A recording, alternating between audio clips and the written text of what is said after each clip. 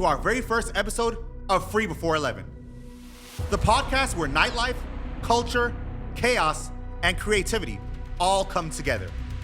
This is a show of the doers, the dreamers, the curator of vibes, and the ones who never wait in line. I'm Twainy, along with my co-founder, Paul. We've been throwing some of the wildest parties and experiences known to any man, and the most infamous travel company, Haywire Weekend. This episode is special. It's the origin story. No guests, no interviews, just us, raw and unfiltered, talking about the moments that made Haywire what it is. From the legendary pool parties where the mayor of Atlanta got called, to the near-death experiences on our trips. It's about to get real. We're talking about getting banned from countries, damages to a lot of different things, and insanity from country to country. And most of all, how we built the most impactful experience known to any woman or man, Haywire Weekend, and showing you the vision and energy behind it. So if you ever wondered how it is to build a brand like Haywire, come along. 8 different international trips, 15 domestic trips in 1 year. See where all the madness comes from. Welcome to Free Before 11, where the real stories don't just start until the velvet ropes get unfolded. Welcome to the party. Yo, what's poppin', Paul? What's good, bro? What's up, boy? Welcome to Free Before 11. Let's get to it. Yeah, let's get to it, man. All right, so what's the true story of how we actually met? How we actually met? The real story, the Okay. real one. Okay, the real one. Yeah. Okay, this is gonna be, so I'm gonna tell the real true story.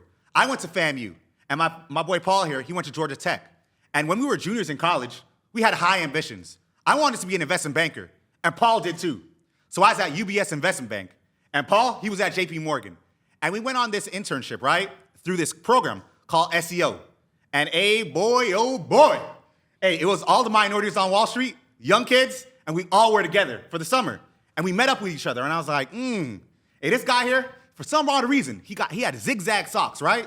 I was like, I don't know about this man. Like, at my school, that ain't gonna fly. It just ain't gonna fly. But I was like, there's something about him, right? And then after the first night, right, Paul had all these kids coming to an after party at some little bar with him, right? I was like, yo, what the heck is going on? Like, how did this man Paul get all these people to come with him to this party? I thought he was like, I was like, nah, no way he did that, right? But then for some odd reason, I just knew it. He had it in him. I knew it. I was like, nah, I like this guy. Like, I like this guy a lot. Bro, every single girl from SEO, I'm gonna keep it G. I'm gonna just be honest. We're gonna be honest here. Every girl from SEO was at the pregame. I was like, what? What did he do to get these girls over here? What's about this guy, man? Did he make a group me before or something like that? So, we just had high ambition. We wanted to be great. And that's where we first started everything off. And then, into that night, we went to the club and, it got crazy. It got wild, All right. And that's where I will pick up the story. So. Wait. So we telling the real story, bro? The real story. The real story. Bro, I'm not that person no more, bro. Okay. Right. So that night we had a mixer type of event.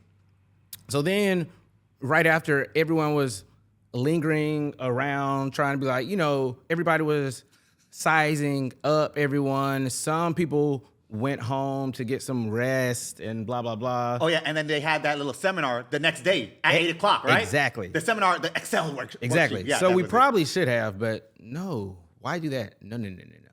We're stars. So it's a group of people, and I see Twainy, he's like trying to decide in his mind, and then something just flipped. And then in my mind, I think he was like, oh, nah, fuck it.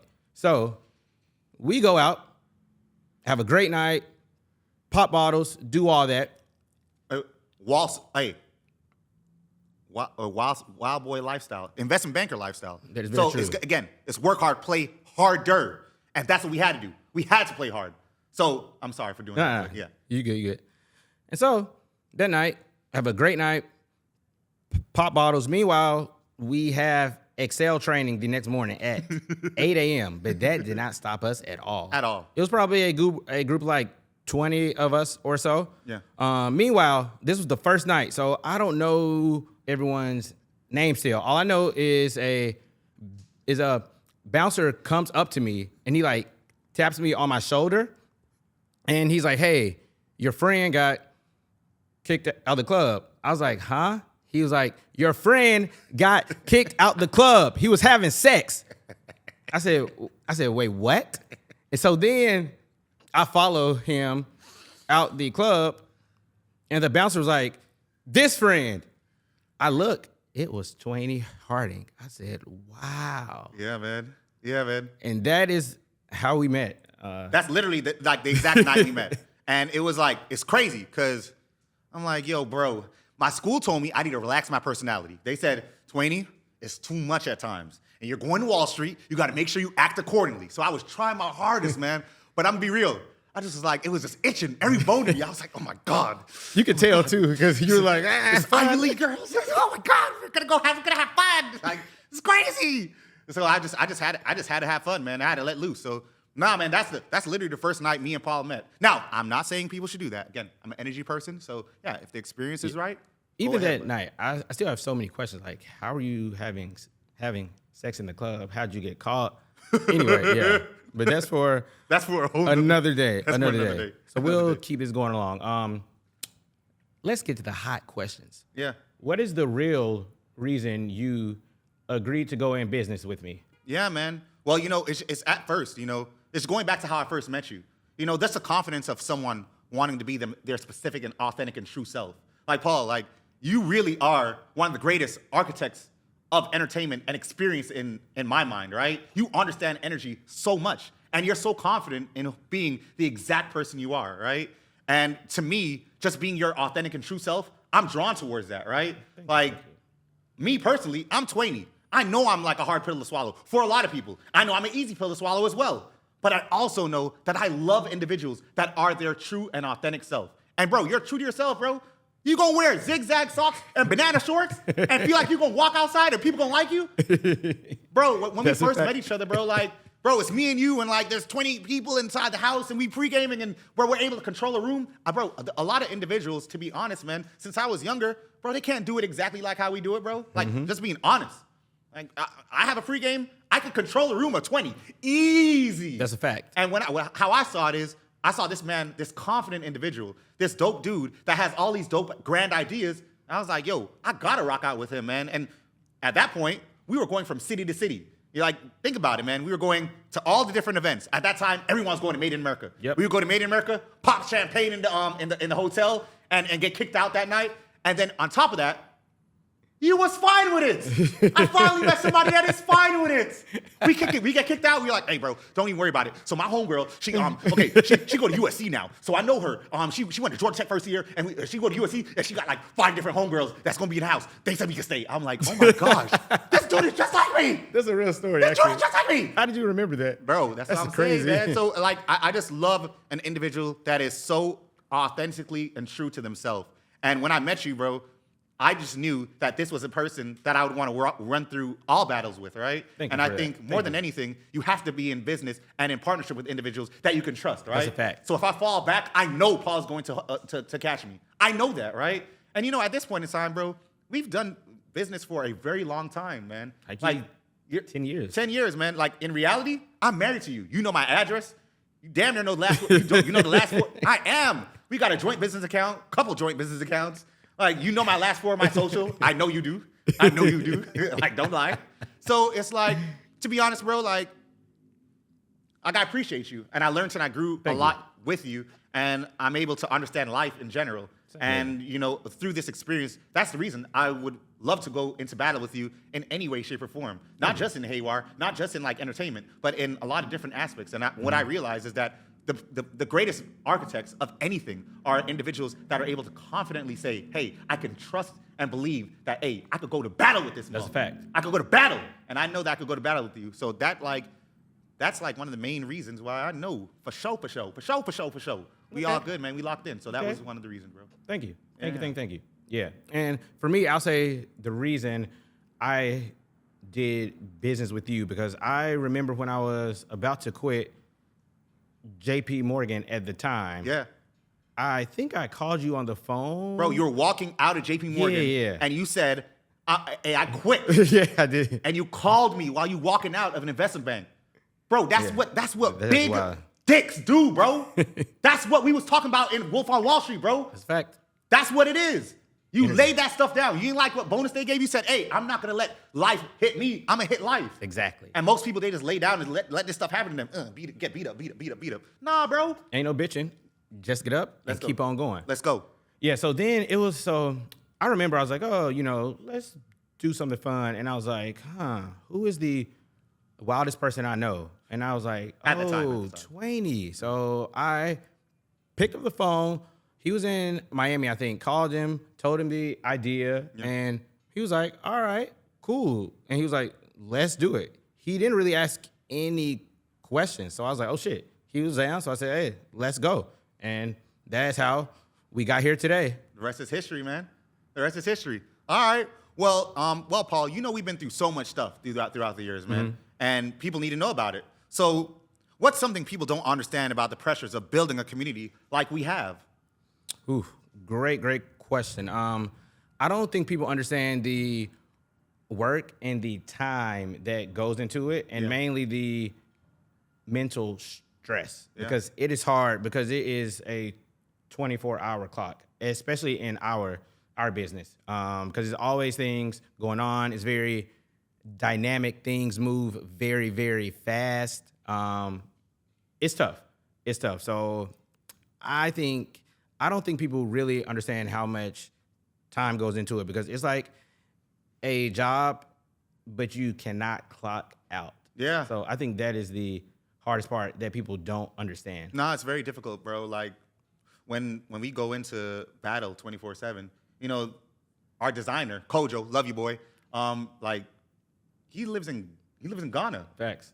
So we have to speak to him at random different times. When we're doing business and doing it in Thailand or Bali, they're on a different schedule than us. Right. Like there's so many different things that we have to do, and there's so many different pressures, and so many people pulling from us. When we first started Haywire, in our own rights, I'll be honest, like Twayne and Paul were great entities on their own, right? You were honestly, I think we were way cooler before Haywire, actually.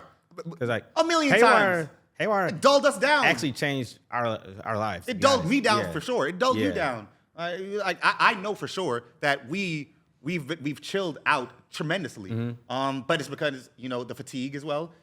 But we're learning and we're growing through time. So yeah, man. Okay. Yeah. All right. So I've heard a lot of stories.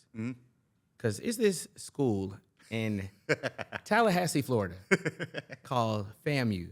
And for some reason, I met a lot of FAMU people, and they all tell me a lot of stories. They have stories for days.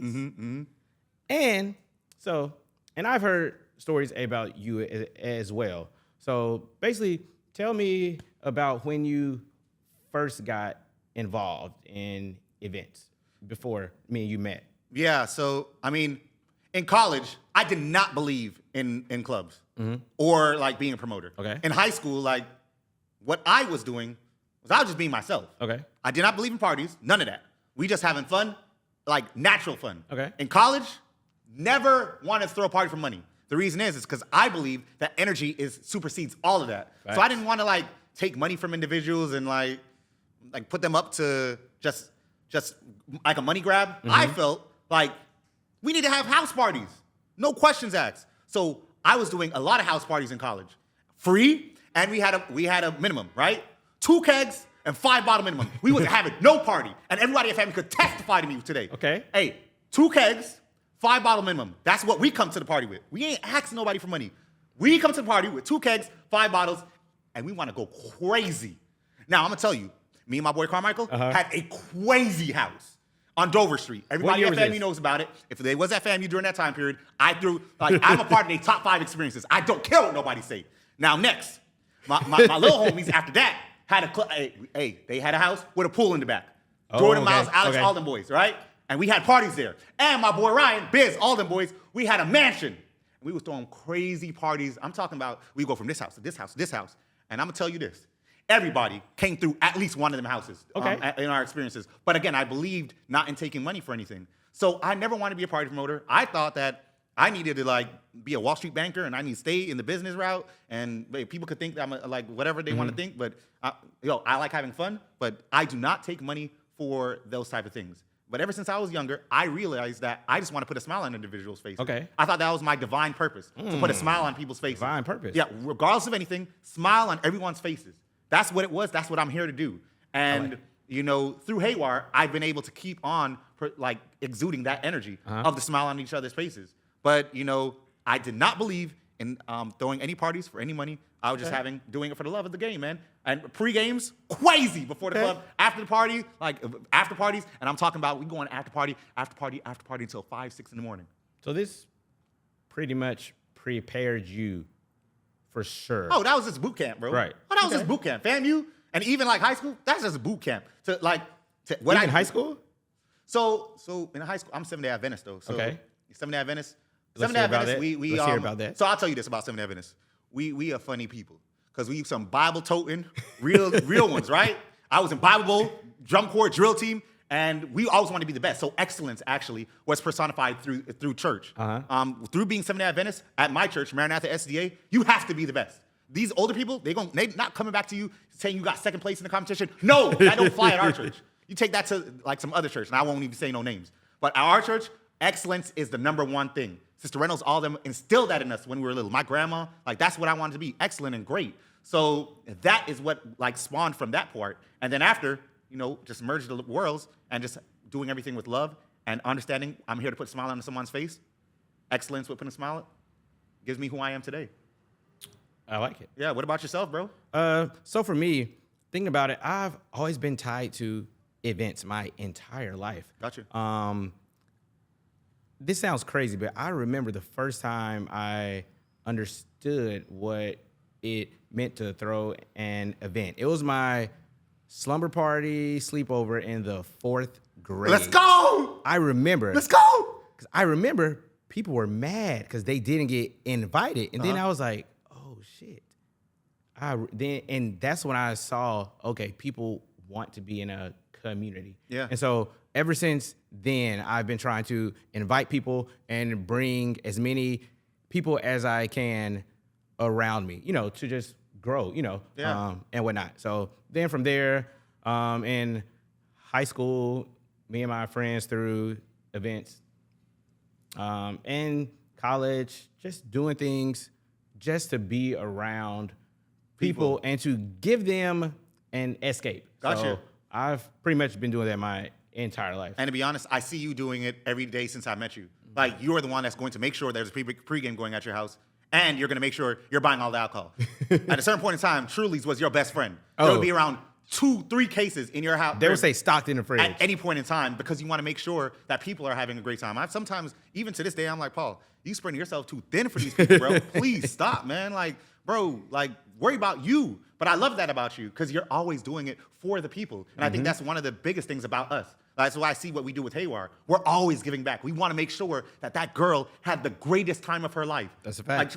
She had to meet that dope guy. We want to make sure that guy met the most fire, awesome girl ever, bro. That's what we want. We want that. And I know that we go the extra. And I'm talking about the extra.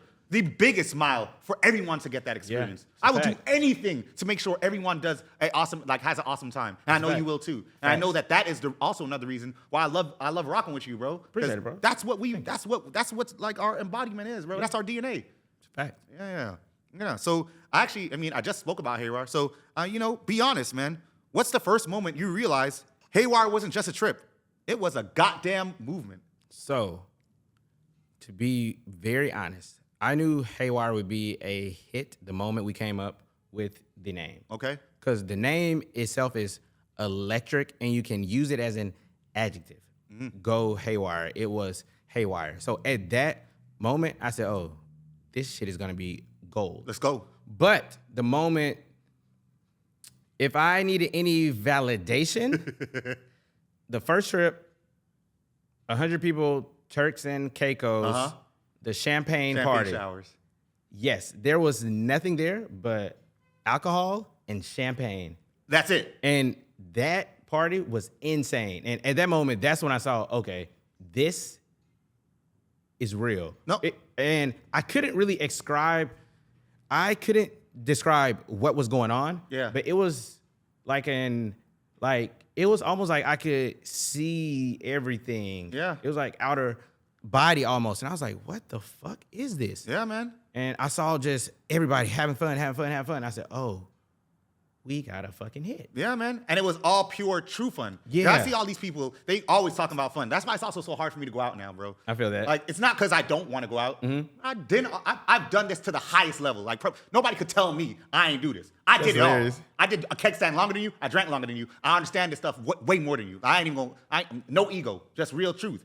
And when we did that champagne party, holy, there was no food, bro. To this day, I don't know why it went up so hard. We was driving a 12-seater around Turks and Caicos, just one 12-seater, with 100 of our friends. Just vibes. Hey, and they didn't get mad at us. It was organic vibes. Organic vibes. Great ass weekend. Great ass weekend. It was insane. I loved it. No, I love that answer. All right, so we'll keep this train moving. So if Haywire were to die tomorrow, what is your most, I guess, fond memory? Yeah, I mean, I think as a whole, realizing the legacy of Haywire is about building community. And I just don't say this as just some guy that just keeps on with this community bullshit word. Like, we really created an ecosystem of awesome individuals, of highly cultivated people that want to be their best self.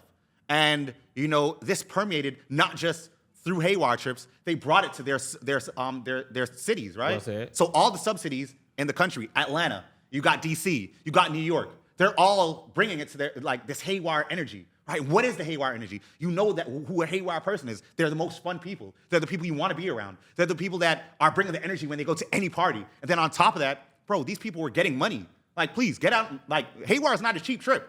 Please, Haywire is not a cheap trip. You cannot just go to Haywire. So it's like the best cream of the crop individuals all around the country, all want to have fun, all want to like lay back, all want to like live life. And I just loved it. And what I know the legacy of Haywire is building a community that's so steadfast in being their true authentic self and being the person that they want to be. Okay. And also what I love most about Haywire is that the people that came to Haywire and come to Haywire, they grow as individuals. Bro, they come as like, and you get to see it too. You get to see the elevation, progression. One young lady, you want to be a nurse or a veterinarian or whatever it is, and you change your whole like trajectory. Why? Because you just met this awesome, dope person that lived in your villa, right? And it's like a social experiment gone like Haywire. It's a beautiful thing to see. So I think that's one of like the greatest things is this building of a strong community that has so many awesome, beautiful, dope individuals that will all like fly to each other's city like weekly. I remember at a certain point in time, I was like, y'all gotta chill. Well said. Yeah. So, on to that point, what do you think makes our approach to events different from other people in the industry? Yeah, I mean, it's pretty simple to me. I mean, straight up, we give a fuck. We give a fuck. Okay. Most of these people, they're just doing this for money grabs. Okay. Like, I know I give a fuck. I know we want Haywire to be great and awesome. I know we want everyone to have a smile on their face. And I think one of the biggest things about, you know, events and curation, people are doing this for the wrong reasons. So when Twainy and Paul started Haywire, I was already cool. Like, I didn't need to be more cool. Like, it didn't help me out. Like, Haywire did not help me get better. I think it helped me get less. I agree. Okay, I didn't need girls, bro. I was super good, like super duper good. I didn't need any of that. So a lot of these promoters and stuff, they're searching for a different high than what we're searching for. Okay. I don't care to be like extra cool. Like I can walk in a place and be fine. I can be comfortable with who I am. I'm not trying to get the next girl. Like I'm fine. I know who I'm supposed to get, right? So once you know who you are, you don't have to necessarily run towards things that, I mean, bro, it's like some lower level stuff. Like, let's keep it G. So I know you briefly touched on the Haywire social experiment. Can you tell us more about that? Yeah. I mean, so think about it first. When Paul first called me, he was at the Yacht Week, right? Yep. And when you're at the Yacht Week, you're inside of a yacht. And it's 12 of y'all. Yep. Paul tells me, we not doing no yachts, bro. We not doing no yachts. This was what? This was 2012. Yeah. You said, we we not going to yacht week. We not bringing 30 of our friends to yacht week because when Paul went and he the first person to go, he's the first person to go. I'm not listening to what nobody say. And the thing is too, hey, whatever me and Paul do, whether you like it or not, it's what y'all do like 5-6 years later. Just being honest, just keeping it G. Paul is the first black person in your professional world to go to the yacht week. Facts. I ain't even asking no questions. This is facts. We popularized it. Facts. So, this goes to say, once we did that, you told me, hey, Twain, we going to different countries. I was like, but bro, we can't go to hotels, bro. We gonna get kicked out. At that point, we was getting kicked out every week. Every single place we went to, we were getting kicked out. So we said, Paul said, hey, we going to go to villas. I was like, villas? I was like, villas? Bingo. Oh, you're a crazy boy. Bingo. Yes. So the beautiful part about Haywire is you can put 12, 15, 20 people that don't know anybody at all right in the same villa. And the beautiful part is, at Haywire, at the beginning, we were putting, took like 2 days, 3 days to put people in these villas because we wanted to make sure that the right girls all stayed in the same room. The right guys were the room right next to them. Like we took days to put those villa listings together. Like it would take us a long time. We would drop it like right before the trip. It was strategic. Like we would look even, okay, this person is in this profession. Let's put it with this profession. It was down to the detail. It was down to, we would look at people's LinkedIn. We would pull up their Instagram. We would, I know specifically, like when girls become cool at Haywire, with respect, not saying y'all wouldn't be cool. I put you in the room together because I know y'all gonna like each other. And to that point, that is my favorite part because it's like we get to create it. It's like a film. Yeah. And throughout the entire weekend, we get to see it play out. And I'm like, oh shit, I knew that was gonna happen. So it's like we get to play out what we create. And that's what I love. What I love the best though is when the girl, the guy thing happens. Because that's true too. It's like, wow, like that really is like a beautiful dance where you're seeing like, wow, they really did. You can find love at Haywire. 100%. I've seen it multiple times. 100%. And weddings. And babies. And some kids, yeah. That's some beautiful babies. Some beautiful babies. Okay. Well, I want to know, in your perspective, Paul, what's the most rewarding thing you've learned about yourself and life through Haywire? Resilience. Yeah. Resilience, because when times are tough, and with business, it's always hard, it's very unpredictable, you really just got to keep going, and dig deep. Yeah. And also, you just have to really, really, really pay attention, take notes, and just really, it's like, all right, how can I improve on this? How can I improve on this? Yeah. So the biggest thing I would say is resilience, hands down. Yeah, I mean, I think that's a really huge part of Haywire itself. Like, that understanding of like responsibility and self and working hard and really trying to make sure that, we gonna keep pushing through it, even when it's hard. And sometimes it's extremely hard. I also had to realize through Haywire that, honestly, I know I could get through the hardest situations ever. Like, I know it. There's shit else I can't do in the world. Like, I know it, though. Like, because I'm battle tested in that. Like, I know 100% for sure that there are hard-ass situations that people can't get through that I 100% can. Okay. And I believe that I've learned that through Haywire, and that's why I believe it's such a beautiful experience just to do it. I mean, that's the rewarding part. Okay. So since we're talking about hard times and stuff and what we've learned, what was your absolute lowest moment for you and Haywire? Yeah, for me and Haywire? Yeah. Let's get to it. Yeah, man. Let's get it. I'll be honest. So, it was when we did that club in Ghana. Okay. So me and one of our collaborators, Abe, we went to Ghana actually, and it was like when everyone wasn't going as yet. It was the year of the return, but it was like we didn't know what was going to happen, but we just knew it was like, hey, it was like the tip of the iceberg of what Ghana was. Okay. So I went there like R&D, research and development. I wanted to see every single thing I could see about Ghana, and I said, hey, Paul. We gotta come here. We gotta be right here in Ghana. It's about to be crazy the next year. It's about to be insane. And I knew that we had to do something in Yep. some way, shape, or form to sow our roots. I felt at that moment that Ghana was going to be the hub in the whole world. So we wanted to attract people from London, as well as we wanted to attract people from the States. Okay. And what they were doing in Ghana with all the events and the other return, it was so beautiful, and it looked like, yo, everyone's gonna want to go to Ghana sooner or later. So we have to sow our roots here, some way, shape, or form. Okay. Because we thought it was gonna be one of the capitals of fun in the world, at least for that December time period. Okay. And it is. It is. It did blossom into that. It is for sure. So we came up with this genius idea. Hey, let's build a club, man. We're gonna call it Club Haywire. Okay. And we worked our butt off to ensure that this club was the dopest, most coolest experience known to man or any woman. And that's what we wanted. We wanted it to have really cool plasma screens and the top of the roof and all these different things. You know, we were inspired by AG when he had the dome. I said, oh my gosh, we got to do that. Let's do it in Ghana. So we tried to do something like that. But in all honesty, happened? yeah, man, you know, we put up $125,000, like $125 real $1,000.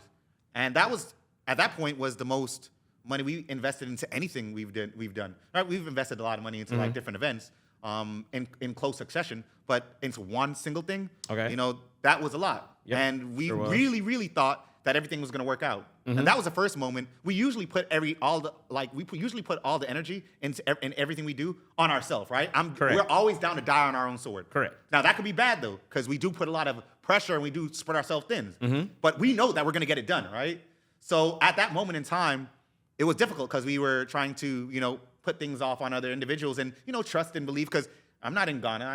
I don't know everything that's going on a day-to-day basis. Right. And we realized that, you know, some of the things that we wanted to happen and we really pushed to get done probably didn't get done in the right time. And, you know, we learned a lot through that experience. Okay. We learned a lot through the failures of it. Then at that moment, to be transparent with you, I left the woman I was with since I was like 18 years old, right? Shit. So right before that, I didn't, like, I left her, and then after that, this club happens, and then right after that, my grandma gets sick. I thought she was gonna die. So just hit after hit it's after hit after hit, man. This is like, it's hit after hit. And like, she's phenomenal, right? Haywire is great, right? I love my grandma. See, these are all things I love.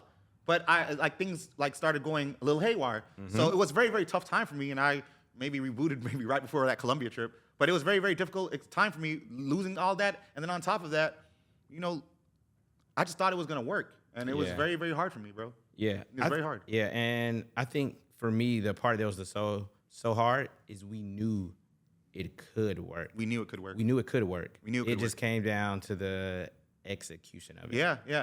And then oh, you know, like, we opened it maybe a week before all the Americans were gonna come, and that's our demographic, right? Right. So we were doing it a week before to drum up like energy and whatnot, and I understand. I get it. But what we knew we could control was when the American come, that club is gonna be full. It Right. doesn't matter about nothing, right? So it was a very difficult scenario. I mean, I think we could talk about it probably more at a different time, because there's a lot of nuances to what happened and why it went the way it went. But, you know, I learned so much through it, though. I needed that. I needed to, like, as much as I didn't like it, as much as it was hard, as much as it was difficult, I needed to toughen up. I needed to Yeah. understand what I could endure. Okay. I also needed to, like, learn how to lose in a public and in a public way, right? Bro, we were on fire, especially before COVID. We were on Take a loss. We were on stupid fire, like hit after hit, and not just regular hits. It was platinum hits, right? Even if we were losing, even if a trip was bad, quote unquote, It was it still was great. fire. Still great. Even if it was bad, Costa Rica, it still was fire. it was still great. People say it to this day. Phenomenal. Phenomenal. So, you know, that's the funny part about it. I never really lost in that type of way, probably ever in my life. Probably, Yeah. maybe, I don't know. Yeah. So it was an interesting experience, but, you know, we came out and we got back to it. And I think that's the beauty of that experience too. We came back, and, you know, just not letting it defeat you is what the purpose and the necessity of all this is. It's a message in that. Yeah. It's a message in that. Yeah, keep going. Keep goddamn going.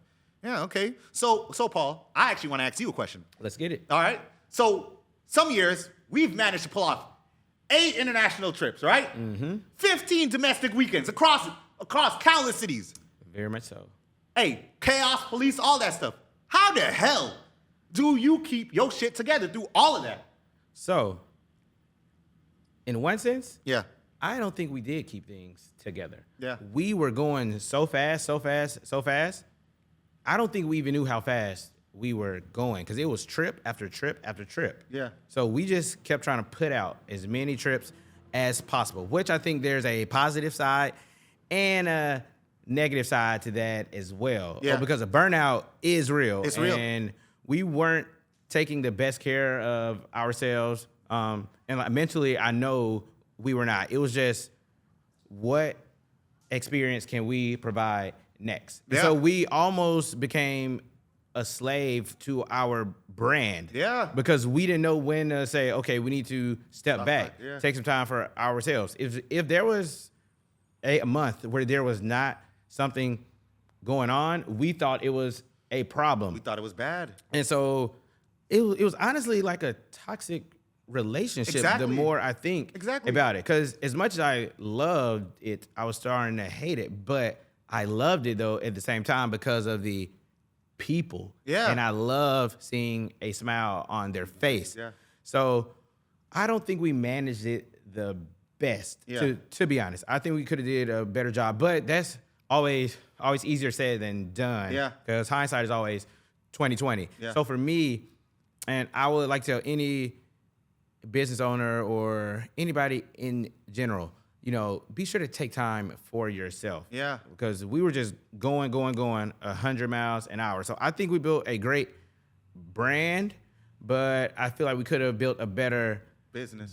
Yeah, no, I hear you. And then, you saying slave to the brand. At a certain point in time, Paul, we have 200, 300 people on a trip. And then we have 300 people on the wait list. Right. Like, people not understanding that part. We had to stop people from coming on a haywire. It was hot as fish grease. There's nothing I don't know what I was supposed to do. It was too many people to and it's like 8 trips. And they're all oversubscribed. All of them. We got to stop it. We didn't know how to stop. And again, as you said, we were slaves to what we created. But It was a beautiful experience. We learned a lot through it. But we were, I was a slave. I was a slave. New slaves. Yeah. All right. Since we're on this trend of things that, may not have been the best of times, what do you think was the craziest operational disaster in Haywire history? Yeah. Wow. I know what you're gonna say, but. Yeah, my bad. It took me back to that moment. Okay, so when there was a hurricane hitting Barbados for the first time in 65 years. In July. I couldn't make it up. It was so it was after COVID, right? Mm-hmm. Bro, Explain that part. Okay, so COVID Break it was down. extremely, extremely difficult for us. Very. Very. Think about it like this. We have 7 trips we're doing that year. Yep. And we have to reschedule all of them, right? Mm-hmm. It is super difficult to have so many individuals paying for those trips, and then we have to lock those trips off, and then we don't have our deposits back. And they're not going to refund us. They're not refunding us at all. Exactly. So now we're trying to figure out, what do we do? And we say, okay, trip transfers. And then we figure out, hey, one of our collaborators, Abe, he says, hey, y'all want to let's have a party in Atlanta. And so, okay, we soften everybody. We say, hey, we're having an experience in Atlanta. So we're trying to figure out ways to keep our audience engaged. Mm-hmm. And it's so difficult because, our trips aren't cheap, bro. Mm-hmm. It's 15, 17, whatever it is, however much it is, 1,000 per person. And for someone to call fraud on their account, right? That's very difficult to overcome. Mm-hmm. But we went through it. We got through it, right? And then when we got everyone to transfer their credits to all these trips, and then we were like, okay, Barbados is going to be our hit. We're going to come back. Supposed to be. It's going to come strong. We're going to come back as a nasty, that was going to be force. Our first time out of COVID. Going to punch everybody in the fucking mouth. In the fucking mouth. I think it was 180, 200 people? Yeah, 180. I think it was 183 people on the head. So 200 people because staff and all that type of stuff. Through that was so difficult. At that point in time, I was in the barbershop. I remember it specifically.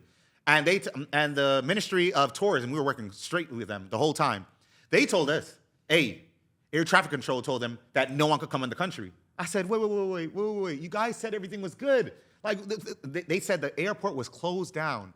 I said, oh my gosh. The first thing I thought of, there's going to be a nasty run on our account. Mm-hmm. A nasty run. Let me tell you something.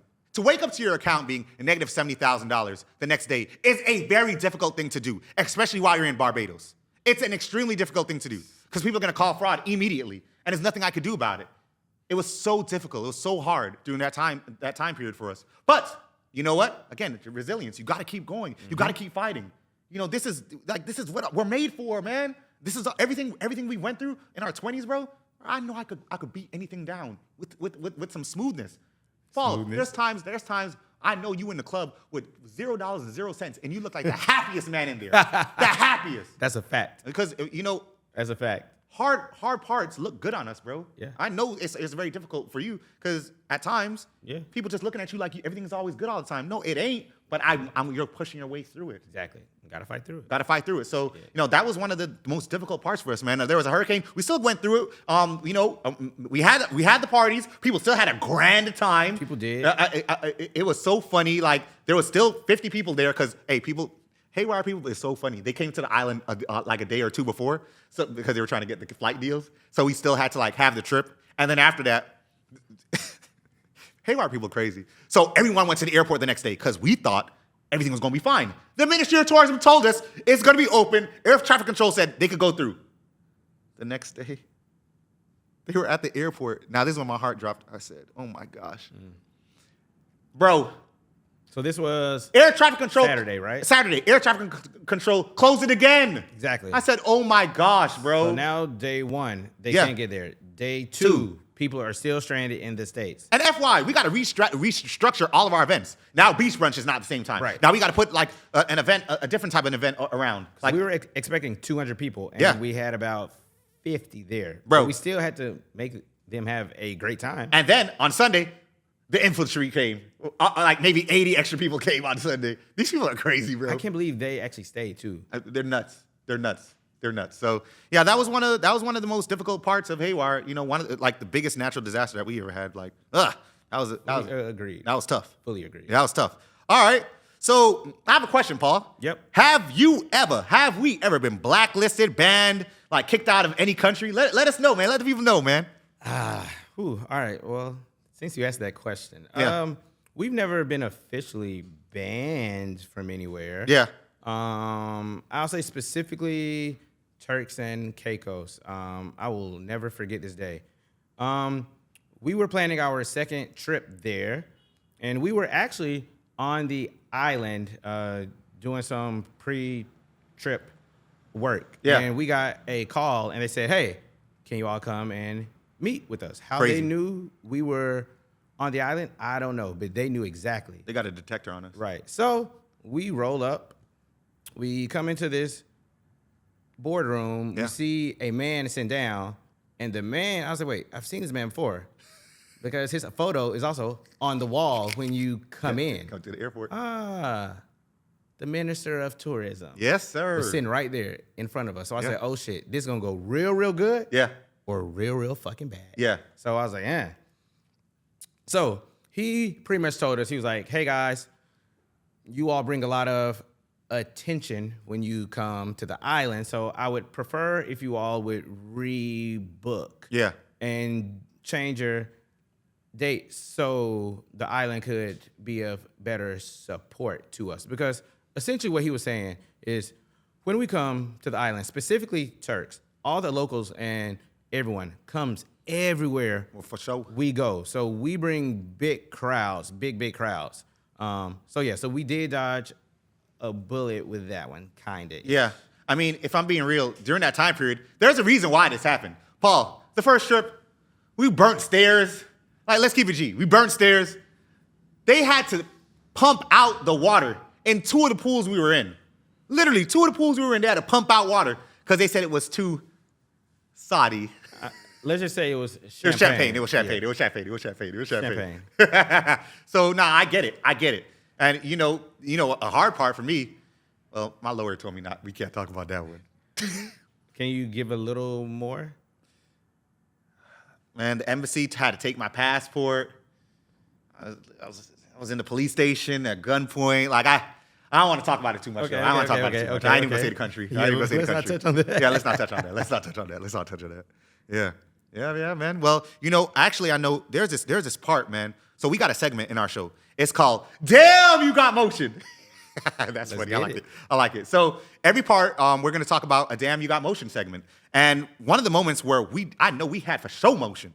Take us back to that day when we shut down ATL, bro. What really happened at the legendary pool party? Whew. Wow. So I remember we had actually people only talk about the pool party. Yeah. We had events that whole weekend, Yeah. Friday, Saturday, and Sunday. Going crazy. Also, FY, Atlanta was wide open, everybody. We thought we were just having a calm weekend with 200 of our friends. Meanwhile, Atlanta was partying all weekend. So, again, we're going to have an intimate weekend. Friday, we had a party on the lake. Yeah. Cracking. And I might be honest with you. That might have been better. That might have been better than Compound. I don't know though. It was cracking. Saturday, It was cracking. we had brunch. Hey, so I have never hey. seen so many bottles popped in my life. Hey, so I was confused. I was confused at that time. I was like, yo, where did he get this money from? What the hell going PPP on? money was running Bro, real. hey, they all wanted 42. Every single person. I said, what the hell? And then on the Sunday, the pool, Yeah. we were, I remember we were trying to figure out how to do a pool. And I remember we were at our good friend Abe High's house. And we were all joking. And someone said, oh, what if y'all put the pool in Compound? And then we laughed. And then we're like, actually, what if we put the pool in Compound? What if we put the pool in Compound? Made some calls, then was like, oh shit, it can actually happen. Yeah. Then from there, we brought in a huge pool from Florida. How we found it, long story. Yeah. We got to Compound the night before at like 4 a.m. to set up, and that's when it got a little rocky. So, that guy, I love him, man. I love you, bro. So he says, I ain't putting no water in that goddamn pool until the club owner brings himself here and says I can do it. I said, but we already signed the liability waiver. We had the $1 million like the insurance that you said. He said, hey, bro, I ain't putting 50,000 gallons of water in this pool, like at all, without him specifically telling me. Mm-hmm. So AG, the mayor of Atlanta, he comes in, right? He comes in with his kid. He don't say no words to anybody. The guy says, "Hey, can I put the water in?" What'd he do? AG does this. He sits like this, like a real boss, I ain't gonna lie. I was a little scared. I was like, God damn, got this Machiavelli feel. He looked. He said, "Run it." I said, "Holy, holy, oh, run it." All right then, bro. Hey, the water gets in there. Hey, let me tell you something, man. The bottle girls was playing games at the beginning, right? Yep. They was like, oh, I don't know if y'all gonna bring tables. I don't know if y'all gonna be selling bottles. Hey, by 30 minutes, an hour into the party, they all on Instagram Live like, oh my gosh, hey, okay, y'all are crazy, y'all are nuts. I'm like, yo, like, we do this easy, shorty, you know what I'm saying? So literally, I'm gonna tell the truth, Paul. Mm-hmm. We put Instagram stories onto Instagram, right? Yep. You know, usually when our hands get a little free, you know, we start posting anything, yep. You know. The page views was going stupid, right? Yep. So it was going 10,000 views per story, yep. then 20,000 views per story. I'm like, okay, I feel it.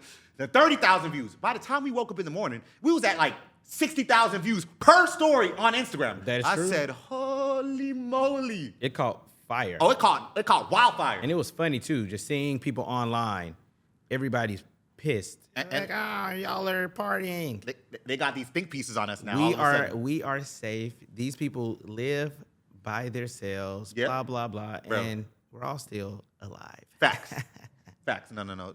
We're respectful to everyone. Please don't do that. Thank you. Yeah, but so at that moment, bro, AG's assistant calls Paul at the wee hours of the morning. Yep. They say, take all promotion off from that party down right now, right? So Paul, like he likes to do it all the time. He's like, yeah, so I'm gonna do it right now. He clucks out the phone. He says, yeah, I'm not taking it down. Hey, them views started going crazy again. I'm like, okay, so then Spiritual Word starts getting a hold of it. Baller Alert, Shade Room. I said, oh my God. Yeah, I didn't realize. They called again. They said, hey, AG calls her, his assistant, and says, hey, Keisha Bottoms, the mayor, called me and said, what the hell do you guys got going down at Compound? They call us again. They say, I ain't playing with you. Take the videos down and all promotion from the party. I said, damn. But at that time, everybody saw it. Everybody So it already was saw. like, So all right, we can take it down now. we'll delete it. We'll No, delete no it. problem. Yeah, that was that was a crazy one, man. That was a crazy one. That was a crazy one, Paul. That was All up right. there. Well, I got a question for you again. Yeah. What's the worst damage we ever done at a hotel, man? Like, what was the lie that was told to get us out of it? What was going crazy here, man? What was going crazy? So we usually don't damage property like that. But I will say, Like that, yeah. Jamaica S Hotel. Brand new hotel, just opened. Yeah. We were we were basically the first guests. Hey, bro, no. Let's get honest. Yeah. We cracked S Hotel off. That's a facts. That is true. Before us being there, before we had fire girls, fire guys. They were always taking the pictures outside of the pool and stuff like that. Not saying S Hotel is not nice. Oh, it is. I got respect. I'm Jamaican. Please respect. But we cracked S Hotel off. Facts. And we did give them a lot of their early branding materials too. Facts. That's a fact. So yeah, no. So I'm gonna tell you, S Hotel. Hey, I love y'all for real. But People were acting insane. they were acting like nuts. It was man. too much energy. Everybody in one area. Oh my! And that was like the first time we did a hotel. But Yeah. it was a Oh, boutique. yes. Yeah, that's when we did the hotel game. And we were like, because we don't like doing hotels. But when we did the boutique hotel, smaller hotel, it was pandemonium. First day. So first morning, right? Every morning we had a report with the GM. Andre, I love you, Lamont. I love you, Andre. Hey, Andre, I love you for real. First morning, he's like, Twin and Paul, come down now. I said, yo, Andre, what happened? What happened? He said, yo, they're my pee on the ping pong table. I said, Andre, whoever that was, get him out of there now. Get him out of there now. I'm like, I said, get him out of there now. Hey, bro, I'm gonna keep it G with you. Them people at Haywire were acting so crazy. I didn't know every single day. They were like, remember they flooded the bathroom? Flooded the bathroom. Andre said to us that they had This is a real story, by the way. There's a real story. Andre said to us, hey man, they are literally like they're clogging the shower. Mm-hmm. And he said, there's people in there having like sex. And I'm like, no, Andre. I seriously, I was like, Yeah. no way, I don't bro. know why he had that I don't know where he idea. got that from. I was like, I don't know where he got that from. But I don't know where he got that from. At the time, I didn't know, but I'm gonna keep it G. After, bro, 3 years later, the girl and friends that were accompanied told us the truth. Now, I don't know what happened in there for real, but I don't know personally. I don't know what happened, but yeah. Sorry, Andre. Sorry. Yeah. Also, I do remember one morning Andre told us that somebody was swimming in the fountain. And literally in the fountain, bro. Yeah. Literally in the fountain. Like, that's madness, bro. It was a madhouse. It's a madhouse, man. Hey, man. Well, you know, Paul. It was like a true madhouse, but I love it, and I love S Hotel, and I learned so much, man. Yep. I learned so much from that experience. Yep. Yeah. So, what you got for me next, bro? So, do you think hooking up during a Haywire weekend trip is a good idea? Let's get to it. Well, I'm gonna ask you first. Do you think hooking up on a Haywire trip is good? I like that. I like that. So I'll give it to you first. I think. You know, at first at Haywire, we made a hard rule. Like at the first 3 trips, we said, "Hey, man, we personally, we can't do that. Like Correct. we have to be like we're extremely like if we do it anymore, Because it's our trip too, so we can't. it's just our do it. trip because you know you don't want like you want your consumer to be numero uno. They come first. Exactly. So you want to make sure that girl gets that guy gets that girl. You stay out of it, right? Yep. And we want them to have a great time, right? Yep. Everything we want to do, we'll do it. If it's for us, we'll do it on the low after, or we'll do it very discreetly, but you know, just do it like straight up and open. Mm-hmm. No. That was very, very important. And like by trip 3, that was a hard rule. Like, we had a serious conversation about it. That's a fact. But I mean, is hooking up bad or good? You know, I think that energy is an interesting situation. Energy. This nigga. I have a real answer for it, but you know, I ain't gonna get into that right Energy. now. I ain't gonna get into that right now. So for me, I don't think it's a bad thing. Actually, no, that's what I think. You should do whatever you want to do. Just do it in a way that you feel good about. So I'm not going to tell people what to do. Okay. At all. So it's not a bad thing. It's not. Yeah, Good. it's not a bad thing Okay. about it. And let's be honest. like nature. Yeah. Like we're going to hook up with people. Yeah. You know, and it's also a lot of fun, and it also is a lot of attractive people. There is. On these trips. There's beautiful girls there for real, man. I can't blame them Yeah. for doing that. So yeah, I would just say, you know, just like anything, be safe and be careful. Facts. All right. No, I love it. And we had to talk about it because truth be told, bro, it happens on our trips. Yeah. And we have like such a weird, it happens on our trips. Okay. All right, go ahead. Yeah, so since we're talking about that, you know, people say this about Haywire. Oh, Haywire's wild. Haywire's all this. Haywire's all this. So I'm gonna ask you a two-pronged question. Okay. One, what is a stereotype about Haywire that is absolutely true? Okay. And then one that is absolutely false. Okay. Because we hear a lot. Yeah, we hear a lot, bro. A lot. Okay, I'm gonna go with the truth. Something that is extremely true about Haywire. Haywire is a cult. You heard Haywire is a goddamn cult. Heard it here first. You heard it here first. We a cult. It's fine. We gonna embrace it now. We are a cult.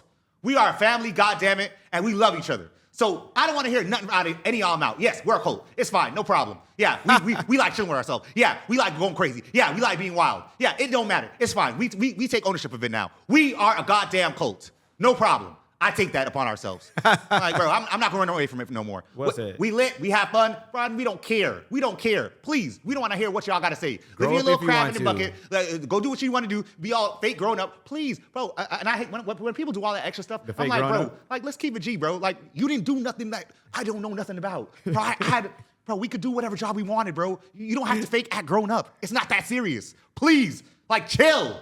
Like, everybody, and when they get older, they all come up to me all the time and be like, yo, 20, I was so envious because you were just able to do what you want to do. Yes!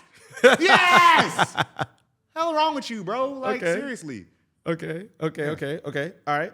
So what is one stereotype that is absolutely false? Okay, something that's absolutely false to me, right? Okay.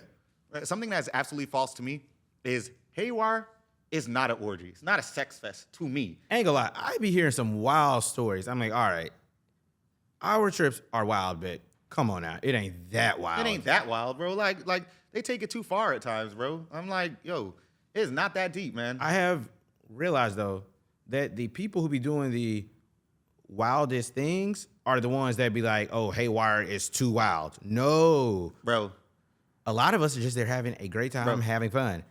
Y'all are the ones. Y'all are the ones. Why Haywire is wild. no, and it be the ones that come like one time and like, Exactly. Haywire was too wild for me. No, you you were were the one wild. that did. You did it. You were being wild. Like, bro, the regulars, we be chilling. We be chilling. I be chilling next to the pool. Haywire is what you make it as well. And I think that's one of the biggest misconceptions. Yo, I'm going to tell you the truth. Yes, do wild things happen at Haywire? Wild things happen at your job. Please, cut the crap. Yes. All right? Stop it. Do wild things happen at Haywire? Yes. But do you have to do it? No. Just sit in the corner, relax yourself, drink a margarita, and go to sleep. Simple. So, yeah, are they, is it, I think it's false to me. Like, Yeah. I think it's placed on us, and I think also our name plays into it a little bit too. Yeah, Haywire. Haywire. And our branding as well is very forward. Yeah, So- and then also on top of everything, if we think about it, they think that all of our content is great. Like, bro, we don't even post nothing insane on our stories anymore. We don't. We be chilling. We be chilling. So, yeah. Okay. Well, Paul. Well, this comes to the end of it, man. We've created chaos all over the world. But what's been the most beautiful moment for you in all of this? Like, let us know, bro. Whew, damn, that's a heavy question. The most beautiful moment throughout all the chaos over the last 10 years. Honestly, without a doubt, the people. Yeah. You. Yeah. You. Every single person that has came to Haywire, every single person we have interacted with, it is the people. And being able to build community and Yeah. put like-minded individuals around each other. And seeing people after trips fly here, fly there. Like, it like warms my heart. Yeah. And I can't really describe the way it makes me feel. And I know that it's my purpose in life to put people together. Yeah. So Yo, that's what it is for me. No, I love it, man. And I think the beauty of it for me, again, is putting people all in beautiful spaces and seeing what happens from it.